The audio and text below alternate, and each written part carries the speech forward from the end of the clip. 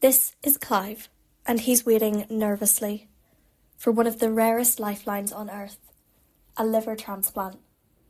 But he's one of 12,000 in the UK doing the same. In this crisis of extreme scarcity, who gets the next organ isn't guesswork. It's decided by the National Liver Offering Scheme, an algorithm that ranks patients by predicted benefit, and only the highest score jumps the queue. So how do we ensure fair allocation for people like Clive? Well, the NHS has created a matching run model. The most important part of this sequence is the predicted TBS score, or transplant benefit score, which calculates survival on the waiting list and survival after the transplant.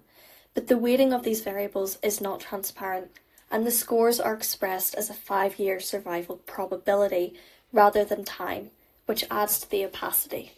If we look a bit closer at the algorithm architecture, we'll see it's multifaceted. It inputs 7 donor and 21 recipient parameters through what the NHS calls hub operations to make its calculations, but again, the weighting of these parameters is unknown. And for patients with variant syndromes, the system applies a probabilistic rule. In essence, the NLOS claims to be a hybrid utility over need model. It still considers clinical urgency, but its core decision-making logic is benefit maximisation. It was introduced in 2018 and replaced the geographic zoning system and the limited UK ELD score, which prioritised it the other way round, urgency over utility. The NLOS hopes to reduce waiting list deaths, improve donor-recipient matching, and create a more equitable national system, though it raises important questions about fairness, transparency and trust. NLOS is fundamentally a human-in-the-loop system. It was developed in collaboration with the NHS Blood and Transplant and with guidance from the Liver Advisory Group, chaired by Professor Nigel Heaton, a leading liver transplant surgeon. So all of the right clinical experts were involved. But the NLOS isn't licensed as a medical device, despite allocating based on life expectancy, and I will unpack this later. Instead, it is governed and made accountable by the NHS Blood and Transplant policy frameworks. However, if we look at the least empowered actors in the NLOS system, the patients, they have almost no access to the reasoning, the ranking logic, or the override processes that determine their fate. This creates a stark accountability gap, because the system appears objective overall, but the real decision-making remains opaque to the people who are most affected.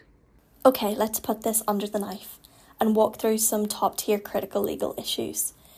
The NLOS is designed to discriminate based on a 5-year life expectancy. Now, life expectancy itself isn't a protected characteristic, and the NHS Blood and Transplant can establish a legitimate aim of overall reduction of waiting list mortality.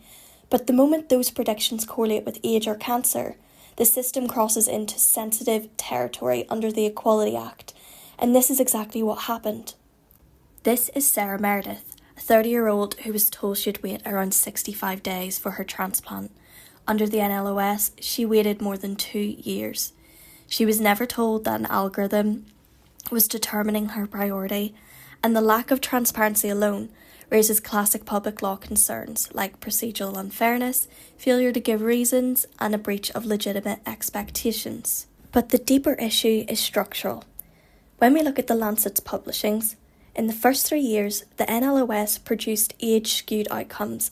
Younger adults, especially those aged 26 to 29, waited an extra 116 days on average, and cancer patients were systematically deprioritised because the model incorrectly predicted that they would survive longer without a transplant. It questions the rationality of the algorithm, which has unknown weightings for these health parameters.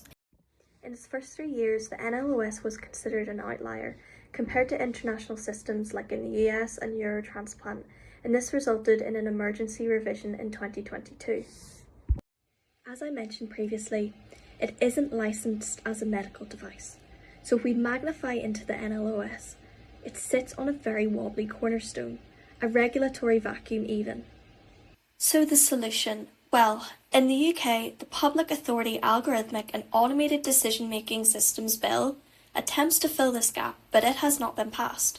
Until it does, algorithms like the NLOS function as public decision makers without public law architecture, a constitutional mismatch.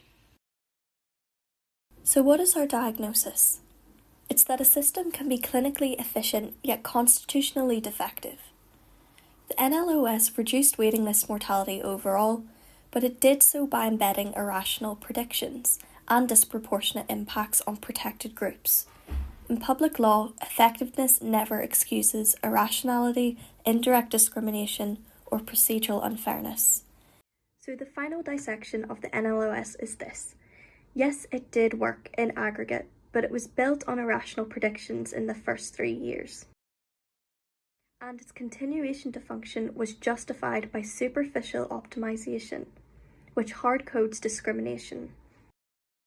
Today, the NLOS is a functioning algorithm, but it sits on a regulatory void, despite holding an immense amount of constitutional power within the NHS. The NLOS functions as a constitutional actor inside the NHS, quietly reallocating risk, reshaping clinical discretion, and determining access to life-saving treatment without the statutory safeguards we would normally expect.